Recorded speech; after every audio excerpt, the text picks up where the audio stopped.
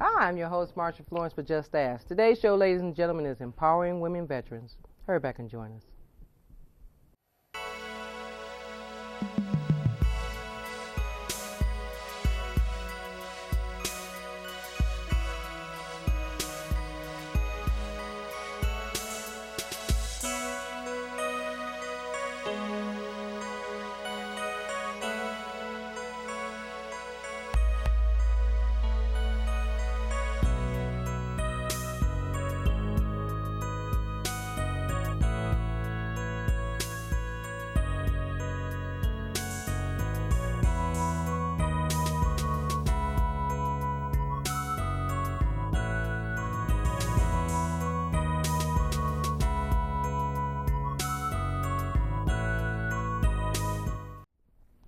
Hi, I'm your host, Marsha Florence, for Just Ask. Today's show, ladies and gentlemen, is Empowering Women Veterans, and we have the founder and CEO herself, Sergeant Stephanie Shannon. Good morning, Sergeant. Good morning. Glad to have you here. Thank you for the opportunity. Thank you. Now, I'm just enlightened saying Sergeant Stephanie Shannon. So tell us a little bit about yourself and Empowering Women Veterans, how it got started. Well, I am a disabled Gulf War veteran. I served in the first Desert Storm War. And what I experienced in the war was military sexual trauma, which is MST. That's the acronyms. 1 in 3 women are sexually assaulted in the military, and 38 men are sexually assaulted every day, and it's an epidemic. The military sexual trauma is experienced. It could be from rape, sexual harassment, to inappropriate touching and whatnot. So I experienced that in the military, and I didn't tell. I was fearful of that, and so what it caused was an invisible wound or a trauma. And I didn't know that I had that experience. I thought it was just something that happened, and once I got home, it was okay. What it did, it exacerbated into a condition called PTSD, post-traumatic stress disorder. Post-traumatic stress disorder can stem from any type of traumatic event. It could be an accident, grief or loss. Mine particularly was sexually assault. Post-traumatic stress disorder is a common acronym for veterans, but often it's not associated with military sexual trauma. And also what I experienced was Gulf War illness. The Gulf War illness is similar to the Agent Orange illness to Vietnam veterans. And what it was 700,000 veterans that were deployed to Saudi Arabia. And then during that time, we were exposed to toxins and poisons and chemicals. So actually our system was polluted with these systems. So a lot of the Gulf War veterans, over 250,000 of us, have multi-symptom undiagnosed illness that we live with every day. So when you come home from the service, the family has no idea what goes on, and they see this person. They're just so happy, to see you home in one piece, so to speak. But they have no idea of the emotional, dysfunctional situations you've been through. Right. Okay, but then the which one is it? Post-traumatic stress disorder. Okay, so if a military person comes home and is not diagnosed or is not known, then that could trigger off the behavior? Yes.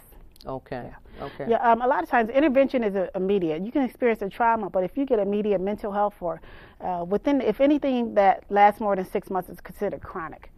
So I didn't get the intervention at the time when I actually helped, asked for it. So the difficulty was me communicating. I didn't think I had a trauma. I didn't think I had experienced any type of wound at all. I just thought it was the way that men act and people act when in a war situation. So I kind of belittled it myself.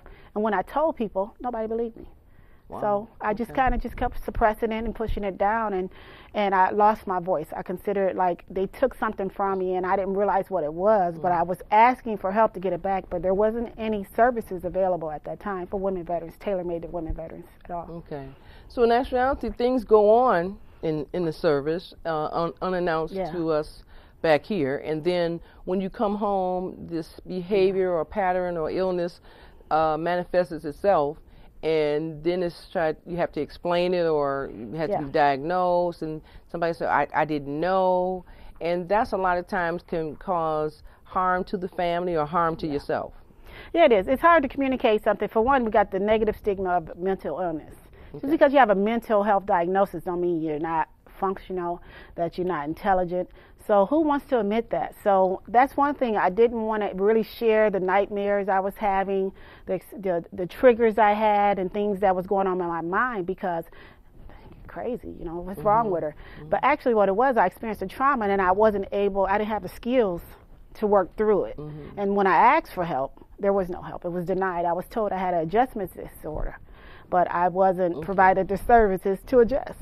So there is a such thing as an adjustment disorder? That's what they diagnosed me with at first. Okay. I just had a hard time adjusting, and I asked them, help me adjust. What do I need? But at the time, military sexual trauma wasn't even on the radar. So in the last 3 years, it's been more prevalent in the media and the news because of social media, because of people, advocates like myself, getting out there and sharing their stories. More people are becoming aware of it. Okay. So being the advocate that you are, have more women came forth to discuss and, you know, display the situations going on in their lives? Yeah, I was surprised. It took me about 3 years to write my book, Battling the Storm Within. I really wanted to figure out what happened for myself because it was like pieces, I couldn't piece it together. So when I finally entered into the mental health system at the Ann Arbor VA system, they diagnosed me with post-traumatic stress disorder. That was 2010. So as I went through therapy, started working out, I started journaling. And I said, you know what, I just want to get this out. And then when I released the book and I'm advocating, I'm meeting women all the time in the community, even men telling me that happened to me too. You know, and what kind of help is there? But one thing that's good now, they do have services available to help if a veteran wants to partake in it. So you're actually the catalyst to the voice that people had locked in all these years and wouldn't tell. So was it no see, no say or something like that? Right. And a lot of times, you know, some people become the pioneer of a breakthrough. Definitely. So do you consider yourself as the pioneer? I do. I'm a woman of God. I'm a pastor. Also, I have a ministry called Battling the Storm Within Ministry. And I've been ordained and licensed since 2006, and I'm launching my ministry in the spring of 2017. And I told God, if He will heal me again, I will help others. I was depressed, suicidal. Nobody knew. I would go out. I worked as a social worker for the state of Michigan, put on the face, do the job, go home, depressed, isolated. Even in ministry, I was serving. But every time I told someone, it felt like they put salt in my wound. They didn't help me heal. So that's the difficulty I had. So like providing a platform, that's why I established the Women Veterans Organization, Michigan Women Veterans Empowerment, which is a faith-based 501c3 nonprofit organization, was to provide a platform for women veteran voices to be heard, honored, and respected. And we also tailor-make our programs to address the issues of women veterans in the 8 dimensions of wellness. Okay, that's wonderful. And I wanted to ask you now, when you came home, and most women who have children, what's the adjustment period for women with children? It's very difficult. Most of the issues is a lot of women veterans are isolated. Sometimes when you leave, you have the family unit is totally different. You come back, you're a different person. And I got out of the military when I got pregnant with my son, and I experienced, you know, I was away from it for 2 weeks, and I just couldn't do it. I give it to the women that, you know, just are able to do that. But most of them, they don't have the support system they need to help them to be healthy enough to take care of their kids properly. I talk about that in my book. I have a son and I raised him for 17 years myself, but I talk about how I was parenting with wounds and the challenges I faced. And I think what the issue is that when you're reaching out, you have to provide a level of safety and security. So if I'm going to be vulnerable, I have to feel safe and that you're really going to help me and not take advantage of me. Okay. But can the children pick up on the differences, or, you know, is it something that you just have to mask because that's my child, I don't want him or her to know that, you know, mom has an illness? I didn't know I had PTSD. And after I worked through therapy, I went to my son, I apologized. I said, I didn't know that I wasn't the best parent I could have been if I would have gotten the help I needed. So yeah, my son can say now, he see the times where he's like, Mom, you were, you know, going through it, and we have a better relationship now. But I think that's the challenge is most children, they see their parents, and some of them go into, you know, cycles of depression and alcohol, drug abuse, or, you know, we have a young lady that served with me, and she just totally, went out. You know, because everybody's not strong. Yeah, it's not, you know, and it's intervention. It's intervention, you know, when they do reach out, help. Okay. Well, we're going to take a break, and ladies and gentlemen, we'll be back with some more good information about women empowerment, women veterans empowerment. We'll be right back. Mental health disorders are serious and treatable conditions. Isolation, loneliness, and changes in behavior could be signs that someone you know is suffering from depression. Learn how to recognize when family or friends are in crisis and what you can do to help. Mental health does matter. Contact the Resource and Crisis Helpline with your concerns at 1-800-231-1127.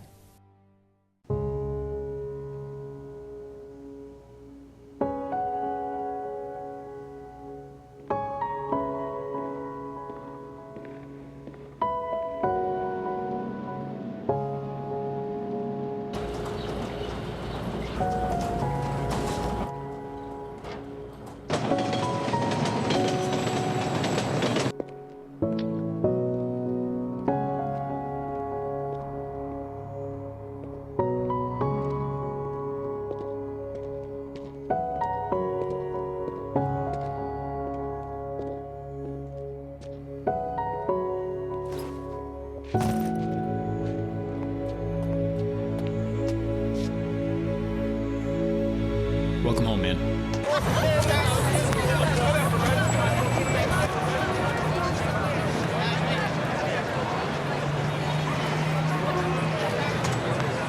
Hi, I'm your host, Marsha Florence from Just Ask. Now, ladies and gentlemen, we're back, second half of the show with Sergeant Stephanie Shannon. Now, I know a lot of you are out there, especially if you've been in the military, have comments or concerns, so you actually can give us a call at 1-800-323-5336, 1-800-323-5336, Twitter, hashtag, Just Ask Talk Show, Marsha, all that. And if you have a question for Sergeant Shannon, or if you have a show idea, those are their addresses, emails down below on the screen that you can get in contact with us.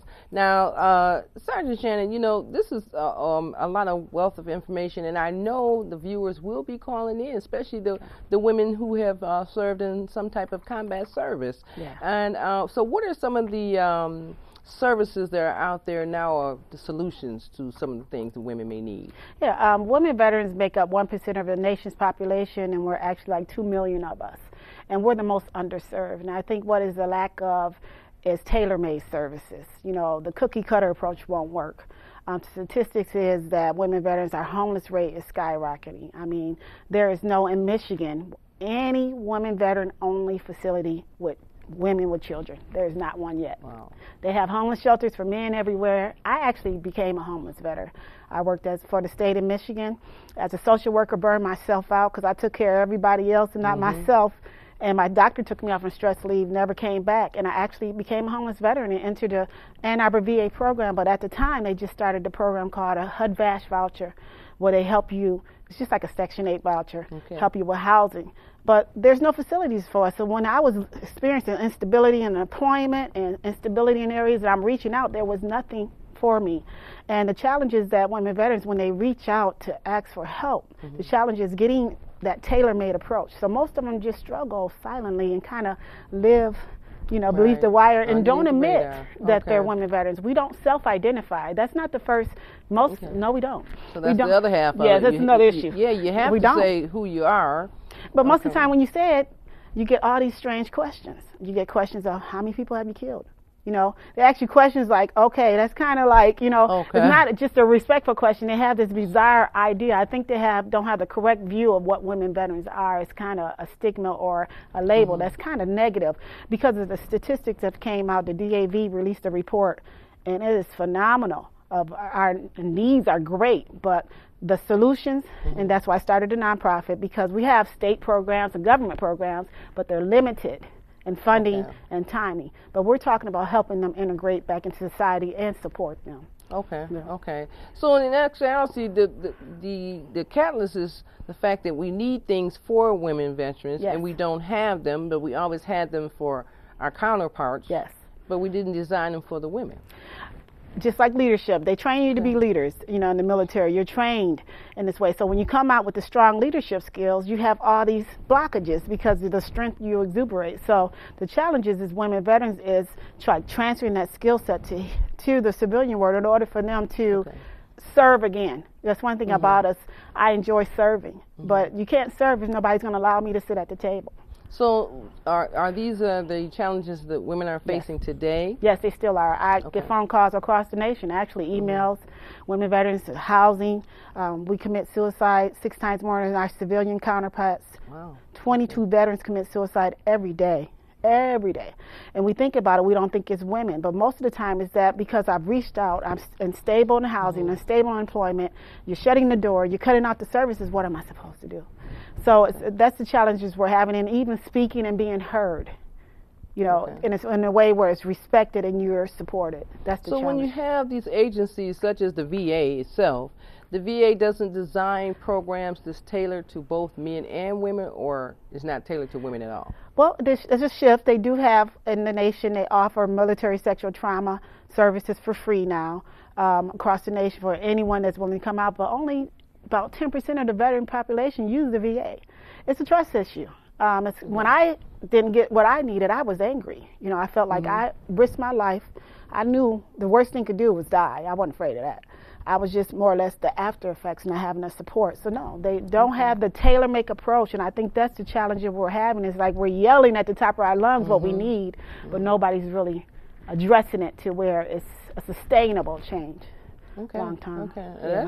That's pretty severe there, because women usually are the forerunners of the household, and when you're coming out of a service such as the military, you would think that, you know, okay, well, I've got a house, you know, I've got education, I've got children in school, so these things will be, you know, a platform for me to go back into the civilian life and live my whole life as such as before.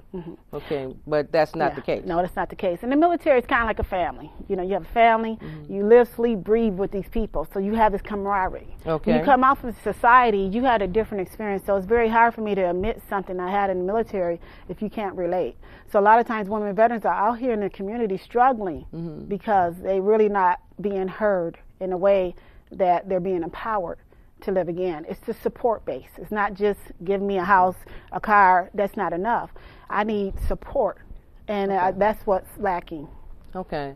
So with your organization, pretty much, would you guys be starting at the beginning of a person's, when you say support, would you guys be starting at the beginning stages, such as the mental health conditions, then the housing, then the, you know, whatever job and stuff like that? So would the mental health issues be addressed first, with, you know, dealing with your type of organization? It's really where a person is ready. You know, for a while I knew what I was dealing with, but I didn't release it because I didn't feel safe to. So it's kind of, you know, it's like bringing the water to the horse. You can't make them drink. It's where that person is. And most time I get crisis calls. So if anything, they want to just be heard and advocated for. So connecting them with the services that's available in the community. So that is a challenge. Okay. And it seemed like with being connected to the services, especially if it's for women, we would stand in numbers. Tall in numbers, to help one another, because we know there's, you know, a monumental amount of stress on a woman being a parent, being a single mom, head of household, in the military, extended family, you know, all that, divorce, all those things, and not to take away from the men, but I'm just saying, and then if you sustain a disability of some sort, that's the icing on the cake. Yes, it is. Okay. So it's a lot. It's a lot. And the thing about it is that respecting our service, that's what we don't feel that we are respected in the same level as far as promotion, as far as the ability to be in a leadership role in the community. We have veteran services organizations, and most of them are male dominated. And if you experience sexual trauma and you know, you're not healed yet, you know, coming around that environment, I didn't. I totally isolated. I detached from it, and I didn't deal with the issue, but it eventually started dealing with me, you know. Okay. But when you reached out, did you have to reach out to a male counterpart? Yes, and I that's the problem I had. I challenged trust issues. Once your trust is broken, when you do something, you're expecting Uncle Sam or someone else to do what they promise. And when you get that trust factor, that's the whole thing, is trust. We have major trust issues. So do you think that if a female veteran needs service, should she consult with other female veterans organizations instead of, I mean, in other words, if the VA had a unit that serviced women veterans, so that you would feel more comfortable in displaying and exposing your situations that took place? Because I can understand, here it is, I've been assaulted by a male serviceman, and then I got to tell a therapist or whatever who is a male what happened. Yeah, it is. It's a challenge, and it depends on your sexual assault. Some women were sexually assaulted by other women in the military. But with me, I asked for female counselors, female doctors, and I just didn't want it because every time I shared with a male, it was belittled. But I did have a male psychiatrist who was really unique. Okay. And he really helped me heal because he showed me what it was to be a healthy male and how he really didn't want to take advantage of me. He just wanted me to restore. So that helped with my healing. So I can say that male presence is good, but it depends on that level where that woman is. But most women will not come. They have support groups that's co-ed. Most of them won't come because they're sharing these deep issues and, you know, and it's not being Right, really, it's not being dealt with the way they want it to be. Okay. Okay. Yeah, that's a challenge. Okay. Well, we're going to take another break, ladies and gentlemen. I mean, I'm learning a lot. I think you are too. So come back and join us in the last half. We'll be right back. We'll get you moving. Because when you get moving an hour a day, You'll have more energy to do the things you like to do. So be a player. Get up, play, and move it your way. Check out how to be a player at letsmove.gov. That's www.letsmove.gov.